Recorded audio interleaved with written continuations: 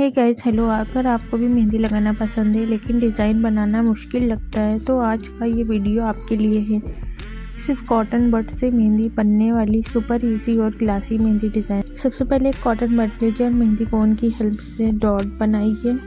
Dot बनाना start कीजिए। देखिए बिना किसी प्रैक्टिस के कितना क्लीन और परफेक्ट पैटर्न बन रहा है। इन डॉट्स को थोड़ा पास लगाइए, फिर उन्हें सॉफ्ट कर्व्स में कनेक्ट कीजिए। एक ब्यूटीफुल फ्लोरल डिज़ाइन बन जाता है। इस डिज़ाइन की सबसे अच्छी बात यह है कि बिगनर्स भी इसे इजीली ट्राई कर सकते हैं। चाहे फेस्टिवल हो, फंक्शन हो या बस नॉर्मल डे के लिए, ये कॉटन बड्स मेहंदी हर लुक को एलिगेंट बना देती है।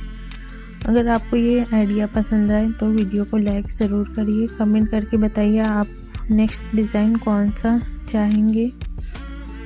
और हाँ, ऐसे ही और यूनिक मेहंदी डिज़ाइन के लिए चैनल को सब्सक्राइब करना बिल्कुल मत भूलिएगा। मिलते हैं नेक्स्ट वीडियो में।